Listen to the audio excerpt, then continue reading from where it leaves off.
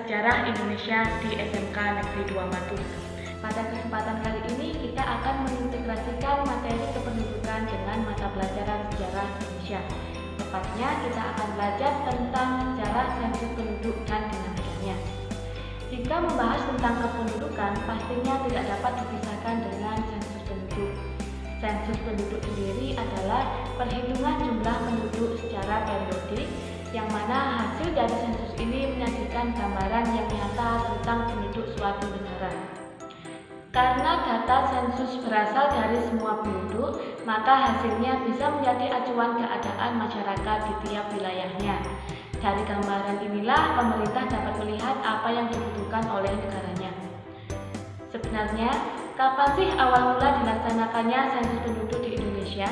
Yang jelas, bukan pada masa praaksara, karena pada masa ini manusia belum mengenal tulisan.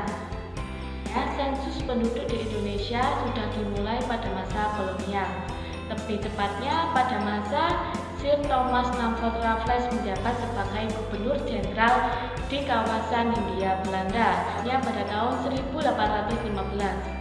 Untuk lebih jelasnya tentang sejarah sensus penduduk dan dinamikanya, mari kita simak ulasan berikut ini. Sejarah sensus penduduk dan dinamikanya. Sebelum kita membahas tentang sejarah sensus penduduk, baiknya kita harus tahu apa sih sebenarnya sensus penduduk itu. Jadi, sensus penduduk merupakan keseluruhan dari proses pencatatan total data demografis di suatu negara untuk seluruh penduduk dalam satu periode waktu tertentu. Kegiatan ini dilakukan untuk memperoleh karakteristik suatu populasi pada saat tertentu. Dilansir dari situs resmi Badan Pusat Statistik, berdasarkan Peraturan Pemerintah Nomor 6 dan 7 Tahun 1960, sensus penduduk dilakukan setiap 10 tahun. Kemudian, tujuan dari sensus penduduk ini adalah yang pertama, mengetahui perkembangan jumlah penduduk dari periode ke periode selanjutnya. Yang kedua, mengetahui persebaran serta kepadatan penduduk di setiap wilayah. Dan yang ketiga adalah mengetahui berbagai atribut sosial penduduk. Contohnya, tingkat kelahiran, kematian, serta migrasi dan segala macam faktor yang mempengaruhinya. Kita sampai pada sejarah sensus penduduk. Sebelum abad ke-21, sensus penduduk di dunia sudah pernah dilakukan. Data yang ditemukan pada kerajaan Babilonia 6.000 tahun yang lalu telah melaksanakan sensus penduduk untuk mempertahankan kebesarannya dan menambah kemakmuran rakyatnya. Di masa itu, sensus penduduk dilakukan untuk menghitung jumlah ketersediaan stok makanan di seluruh kerajaan.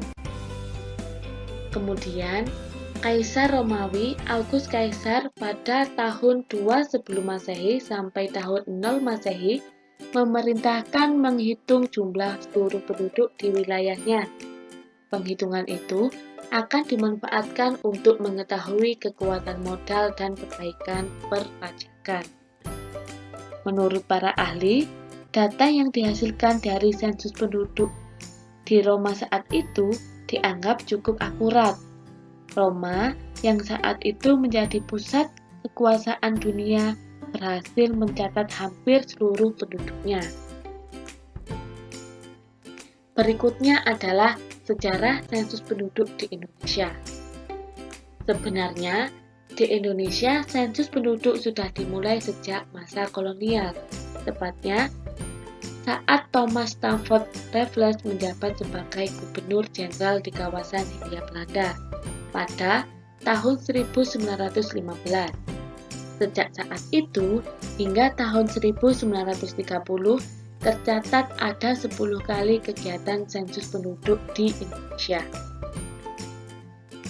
Dari 10 kegiatan sensus penduduk tersebut, hanya 3 periode yang pelaksanaannya dinilai baik, yaitu tahun 1905, 1920, dan 1930. dan di sensus penduduk 1930 yang kualitas datanya dinilai cukup baik dan banyak dijadikan referensi untuk analisis kependudukan di Indonesia. Sensus penduduk 1930 ini juga merupakan sensus modern pertama yang berorientasinya untuk mendapatkan data ekonomi dan sosial penduduk tanpa dikaitkan dengan kepentingan pajak.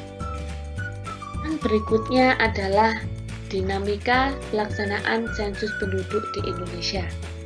Setelah kemerdekaan, tercatat sebanyak 7 kali pelaksanaan sensus penduduk di Indonesia. Yang pertama dilaksanakan di tahun 1961, merupakan sensus penduduk pertama setelah Indonesia merdeka. Sensus belum memasukkan wilayah Irian Jaya dan Timor Timur. Hal ini karena dua wilayah tersebut belum menjadi bagian dari NKRI. Yang kedua, dilaksanakan pada tahun 1971.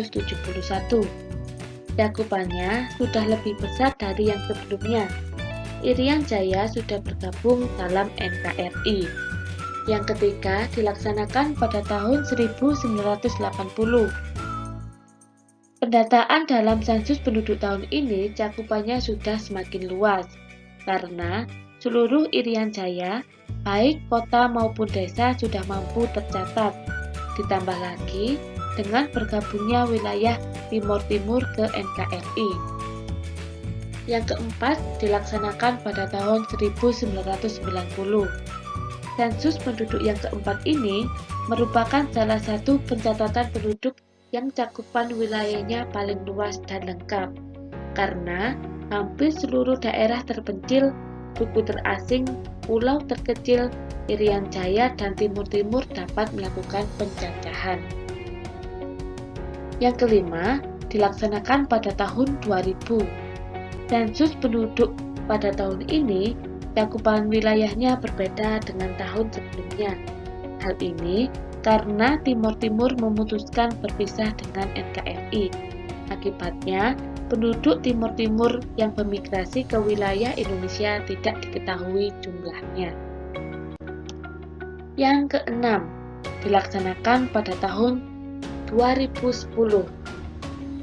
Pada tahun 2010, pendataan sudah dilakukan dengan adanya pemisahan antara wilayah Indonesia Timur Leste dan pada sensus penduduk ini lebih mengandalkan kemajuan infrastruktur. Terakhir dilaksanakan di tahun 2020. Pada tahun ini, untuk pertama kalinya sensus penduduk dilakukan secara online.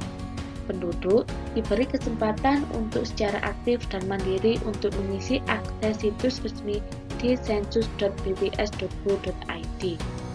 Tujuan dari dilaksanakannya sensus penduduk ini adalah untuk menjangkau seluruh penduduk Indonesia dengan target mereka yang sulit untuk ditemui seperti karyawan dan orang-orang yang memiliki mobilitas tinggi sehingga jarang di rumah. Dengan begitu, tanpa harus menunggu petugas sensus, mereka bisa mengisi data mereka secara mandiri. Jadi itulah dinamika pelaksanaan sensus penduduk di Indonesia. Kita telah mempelajari tentang sejarah sensus penduduk di Indonesia beserta dinamikanya. Adanya sensus penduduk ini dapat menjadi acuan pemerintah untuk menerapkan kebijakan yang tepat guna mengatasi permasalahan yang baru diketahui ketika melihat hasil sensus penduduk. Hanya saja ketika pertumbuhan penduduk yang mengalami kenaikan drastis, maka pemerintah dapat bekerjasama dengan BKKBN untuk mencari jalan keluar yang tepat. Sekian video integrasi materi kependudukan dengan mata pelajaran sejarah. Mohon maaf jika ada kekurangan. Saya akhiri. Wassalamualaikum warahmatullahi wabarakatuh. Terima kasih.